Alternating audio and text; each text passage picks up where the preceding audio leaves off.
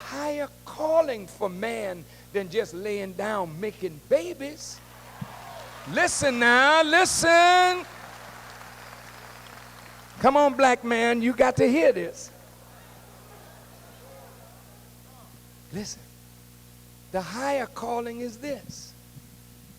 To multiply means there must be a multiplier, a multiplicand, then you get a product. By nature, every man is born to be a producer. God gives you and me capacity to govern.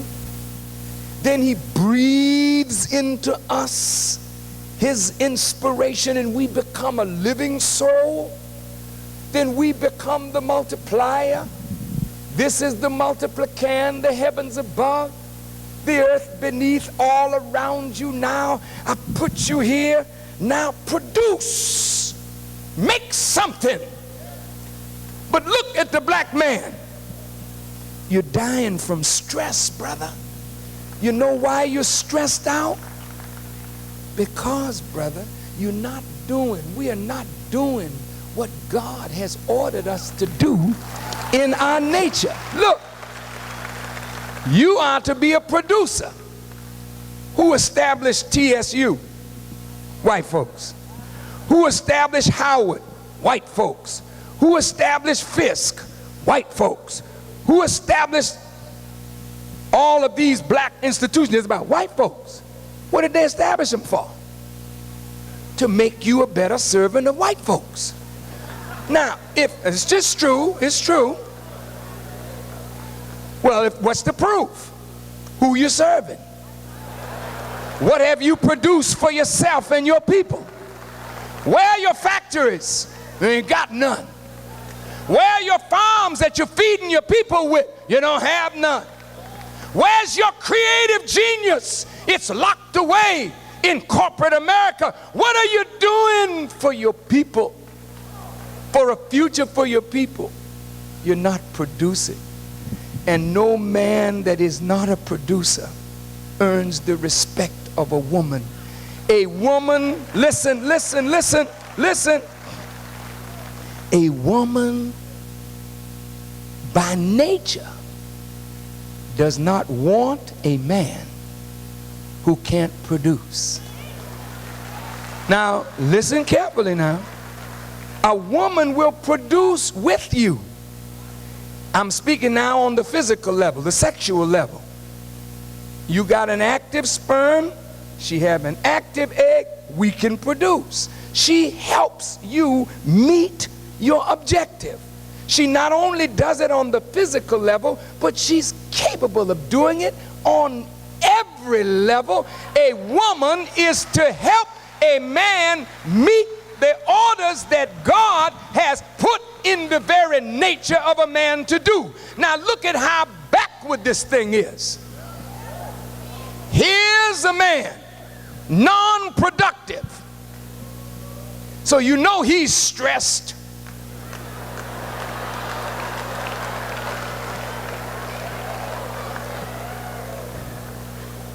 He sees a fine-looking woman, like some of you.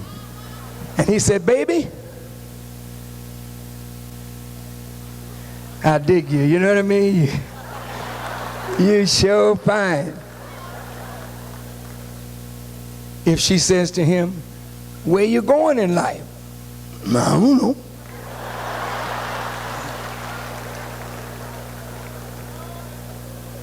Well, what you doing? I ain't doing nothing. But what you need a woman for? A man who's doing nothing don't need a woman. And brother, the reason that we are catching hell from our women is because our women want us to get up and do something. And therefore, she's upset with us and we are upset with her. Now look, how many of you read the book by Scheherazade Ali? About the, you know, I didn't read it myself. I'm going to read it. But wait. The woman is not the enemy. And the man is not the enemy. When a woman talks down on a man, it's not because she just wants to talk down on a man. She's hurt because she expects more of us than what we are giving. So the only way she can do it is to say it like this: you just make me sick. I'm just sick and tired of this. I got to go out here and work all day long while you sit here looking at the soaps. Why don't you just get up and get out of here and go find you a job? And then he said, well, look here, baby.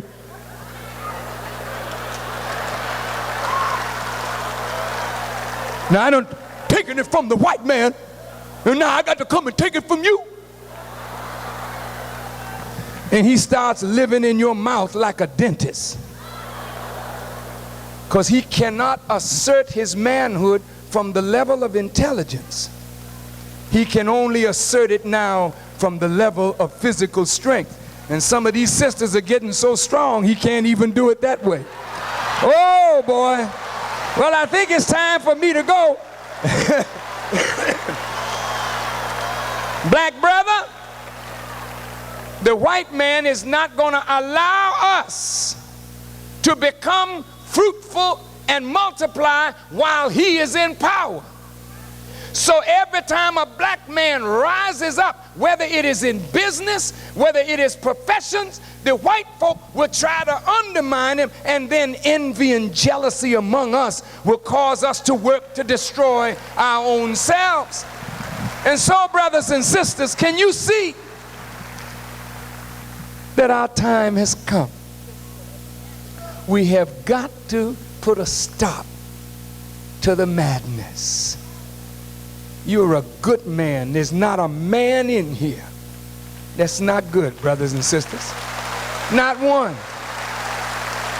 There's not one brother in here that does not have the capacity to make any one of the sisters happy, completely happy. Every black man has that capacity. But what does he need? He needs the knowledge. And just like God made man in the beginning, brothers, we got to come back to God and let God make us all over again. And I say this with humility and respect, brother. I'm not the way I am because I made myself, but I submitted my will to do the will of God. And God, through the guidance and teachings of the Honorable Elijah Muhammad and the teachings of the Bible and the Quran, began to make me into the man that I'm becoming. Now look at this beautiful audience. This is unheard of in Houston or in any city, that a black man who's not an entertainer will draw nearly 11,000 people on a Monday night, and they paid $10 to get in and waited in a line, was searched. That's unheard of. What is it? What is it? It's because there's something in me that God has put there for you.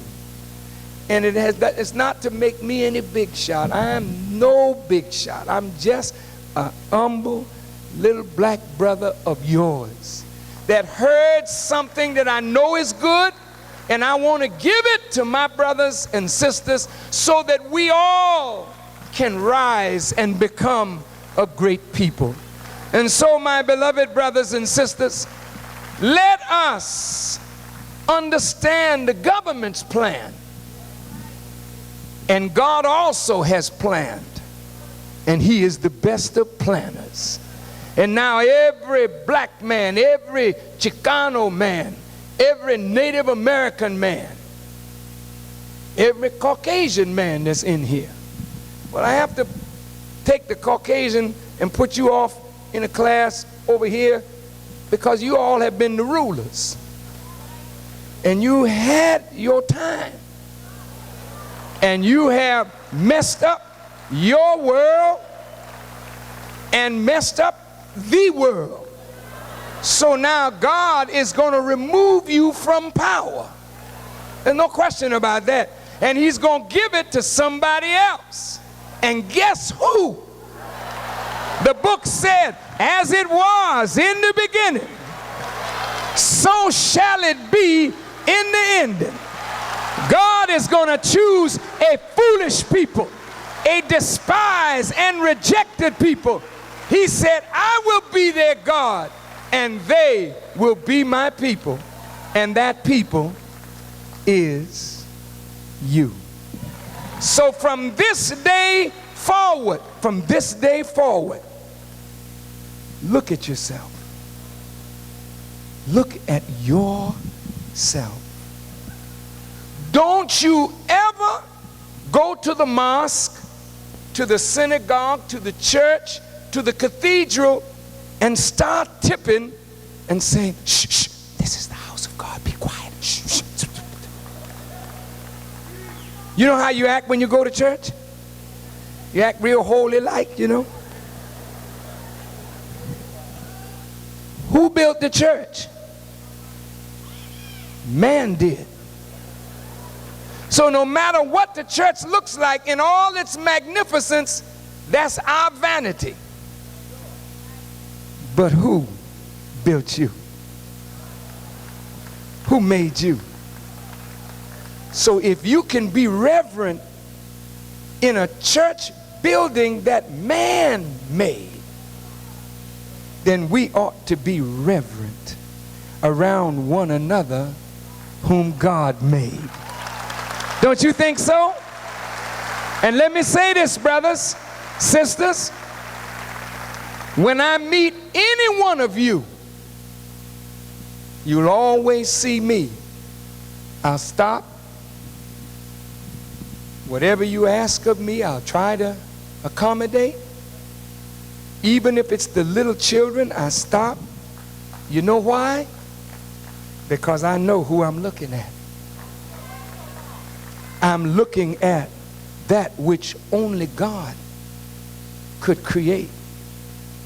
And in every human being, I'm meeting my superior. So I don't have to see God and bow to him. I start bowing when I meet you. And you know what? If you and I just learn to respect who you are and the majesty of who you are, and to me, brother, you are sacred. I've never seen this man before, but I love him.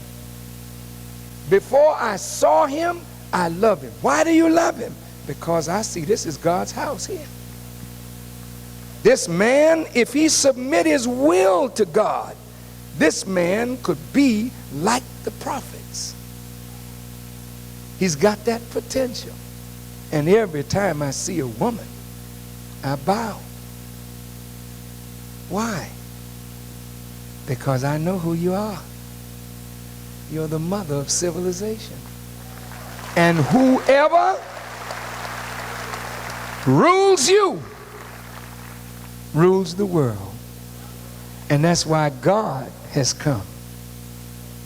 He ain't gonna let no fool rule you. God say, I am gonna take the woman to myself. And the sign of it is given in the Bible and the Quran with Mary, the mother of Jesus. You don't see no man around, and you see Mary and God, and Mary and God, and a baby. And what do you see today? A woman, a baby, and God. The man is gone. So when a woman don't have a man to rely on, she got to rely on God.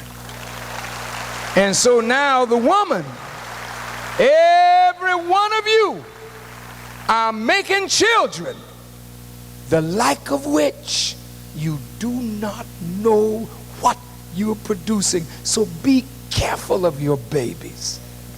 I mean, treat them royally, because they are the answers to all our prayers.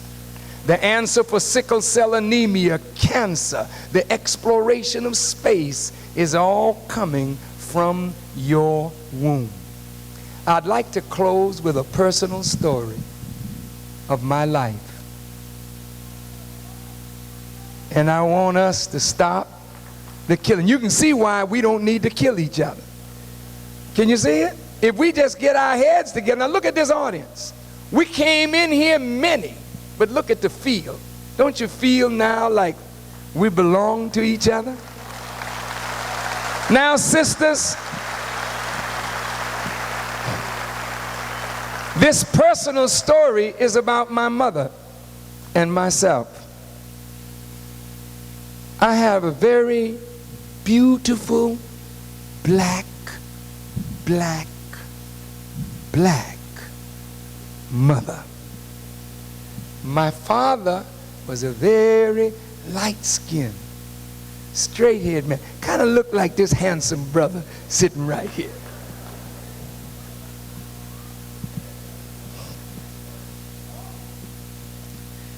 My blessed mother married my father,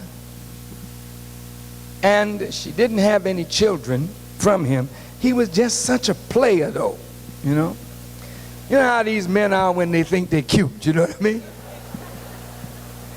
And my mother just couldn't take it no more, so she told the cat to hat up and get on out.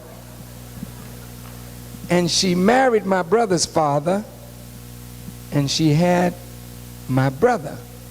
But she always loved my daddy. Well, my father slipped back into the picture. And my mom became pregnant with me. She was in trouble. Serious trouble. And you know when you get in trouble and you have a baby coming and you don't want to explain, the first thing that comes in your mind is, in order for me to be safe, I got to get rid of this. So my mom, a few years before she passed, she said, son, I tried to abort you 3 times. In those days, there was no abortion law. She was using a hanger. And she tried 3 times to get rid of me. And after it failed the 3rd time, she said, I'm going to go on and have my child. I'm sure she was hoping that I would be darker.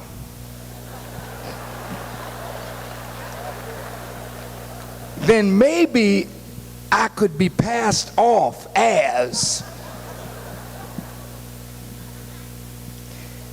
And since my brother's father wanted a girl, she was hoping that I would be a girl and dark, so he would really be pleased. Now all the while, she's going through torment. I'm growing in her womb. The story of the power of your womb, sisters, is that whatever you think shapes this. Because thought manifests into chemistry. And whatever you're thinking while you're carrying a child, you are mocking that child. My mother was so afraid. The only thing she could do was what? Was what? Say it again. And I mean, that sister prayed. And the more she prayed out of her fear and insecurity, see, her prayers went all down into me. Now, you don't know why God makes certain circumstances or permits certain circumstances in your life. Because out of sometimes negative circumstances come tremendous gifts of God. And what I'm saying to you, sisters, she prayed,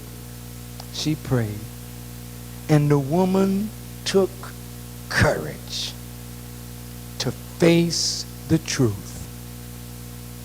And there, at the time of my birth,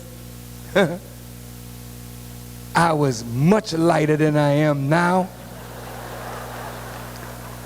My hair was kind of blondish like, my eyes brown, and I wasn't a girl. So she had to confess her sin. And I don't know all the facts, because she never talked this over with me. But like any child, I wanted to know my roots. And I went back into my mother's womb just with thought to look into why I was the way I was. And I almost had it perfect. Just a few little facts, and she supplied those. My point is, sisters, my presence ruined her marriage. And she, my mother, took my brother and me and moved into a different location and reared her children and dedicated her life to God and to these children. Now, when she was about to die, she was staying with me. And this morning I was going to the mosque, and I went into her room to greet her before I left. And she was cradling her stomach. And she said, "Son, I thank God for what my womb produced. And I thank God that He never let me destroy what was in my womb." Now listen, she said, "Son, you're going to have a very difficult life. So many people are depending on you." She said, "But son, you remember I told you when I was carrying you, I was dreaming and the road got so steep, I began to fall backwards. And a voice said, 'Pray.' And I said, 'But what shall I pray?' And the voice said, 'Say, Lord, help me to overcome my difficulties.'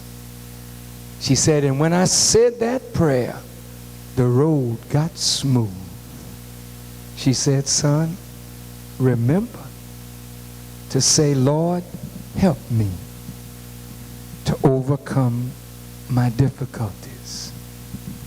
My mom has gone on.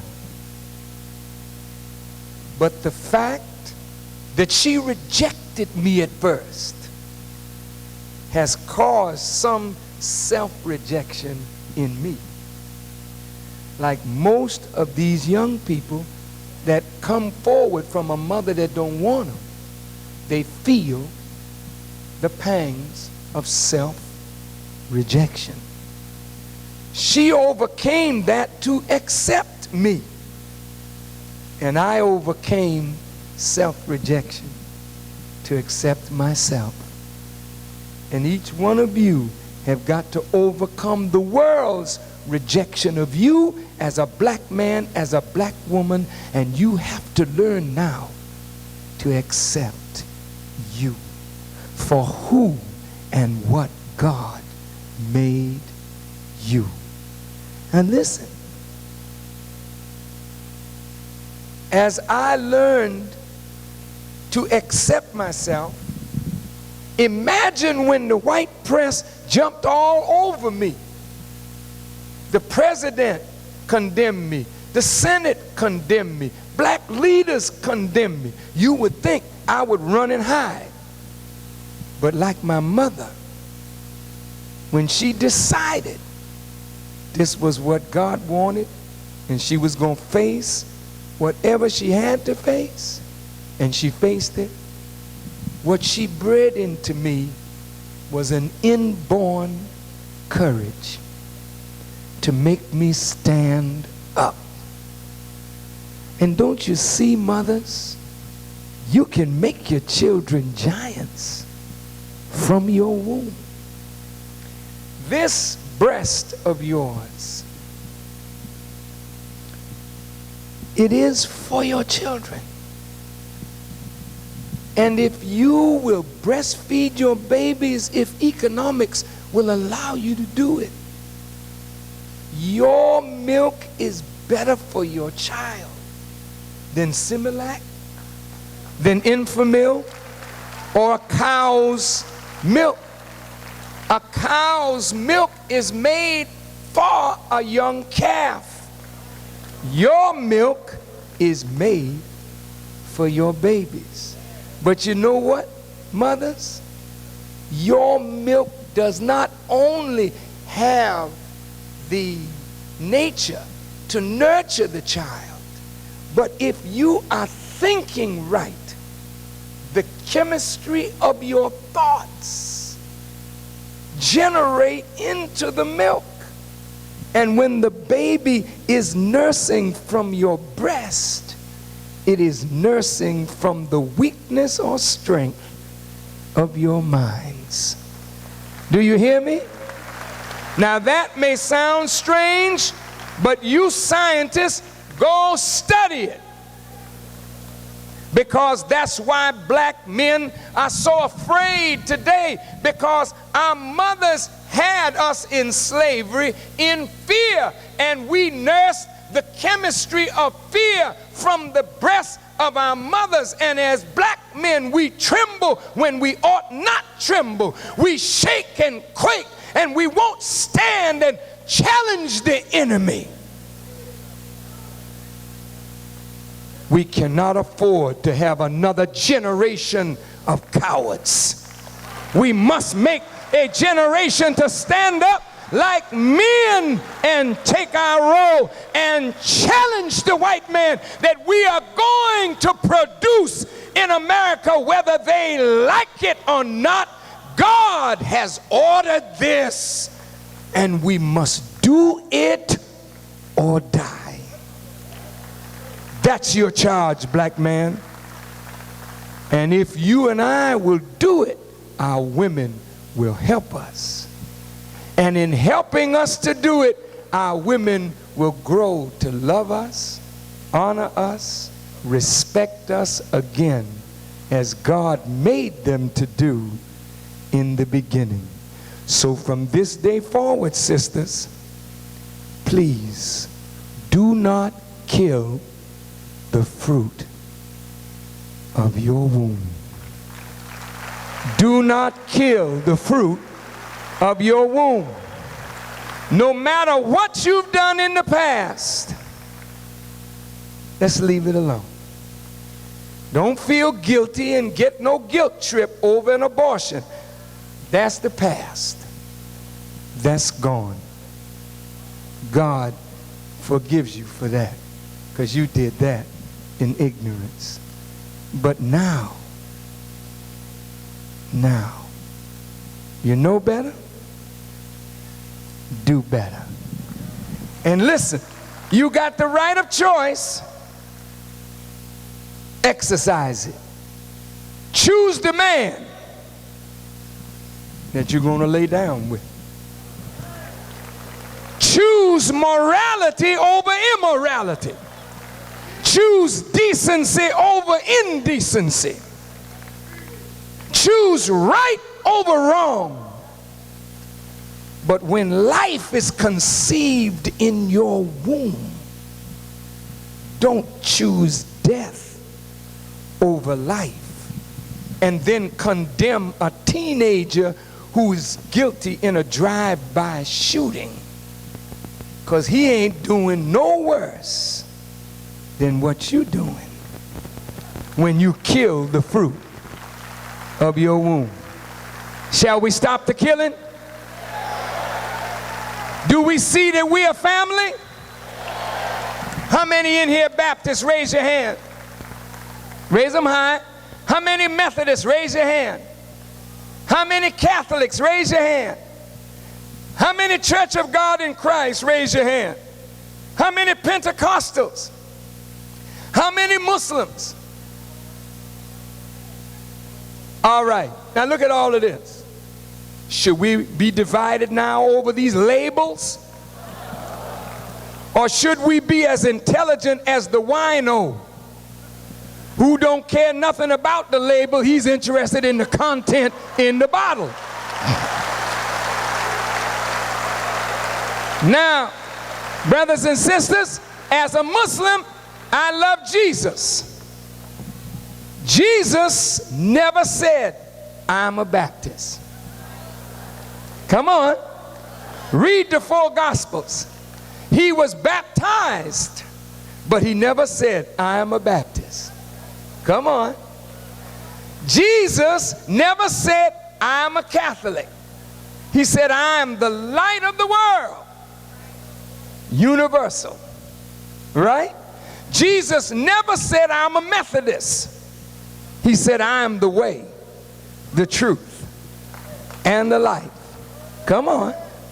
He never said, I'm African Methodist Episcopalian. Although he was an African, he did have the way, and he was the supreme bishop. No question about that. Yeah, Jesus was an African. So when you look at that pale-faced, blonde-haired, blue-eyed person, that's their imagination. But the scripture said he had hair like what? Say it loud. He had hair like lamb's wool, and he had feet like what? Burnished brass. That means he's a black man. Can you handle it? When Christ returns, if he come back black, can you accept him? White folks, you got to answer that. Can you accept a black Jesus Christ? You're in trouble if you can't. So, brothers and sisters, let's cut out this division. Any alphas in here? Any kappas in here? Any sigmas in here? Any deltas? AKAs? Very good. That's very good. But you know what? I'm with the man that said, I am Alpha and Omega, the beginning and the ending, saith the Lord. Don't you ever let the fraternities divide us up, because all of us have been crossing the burning sands. America has been the burning sand for every black man, woman, and child. Are there any Masons in the house? Are there any Shriners in the house? I know you all ain't gonna raise your hand, but I know you're here. Dear Masons and Shriners, do you know what you're in? What's the key to it? What's the meaning of the square and the compass? Who is Hiram? Why didn't they tell you who he was? A master architect who had the key, the plan of Solomon's temple. But some wicked people hit him in the head and brought him on a westerly course and buried him in the north corner, in the north country, in a shallow grave. Who can raise him? Nobody could raise Hiram from the dead until the master came with the master grip and he pulled Hiram up.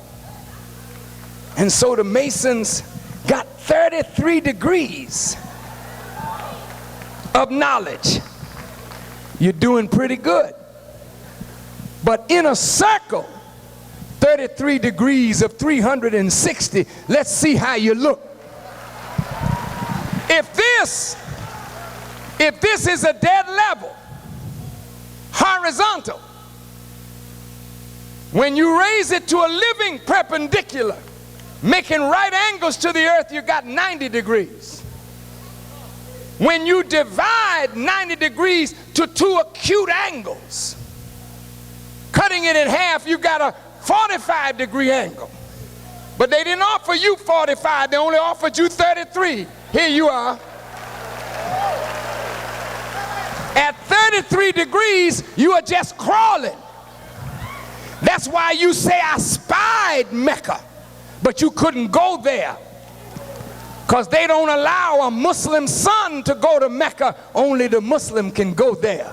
And when you reach the 32nd degree, you begin to say, Ashhadu an la ilaha illallah. I bear witness there is no God but Allah, and that Muhammad is his messenger. And then you all greet each other, Assalamu alaikum. Talk to me, but you can't tell nobody, it's a secret. Now the real secret is why you haven't integrated the white shrine. You integrate everything else. Why don't you knock on the door of the Shriners Mosque here in Houston and say,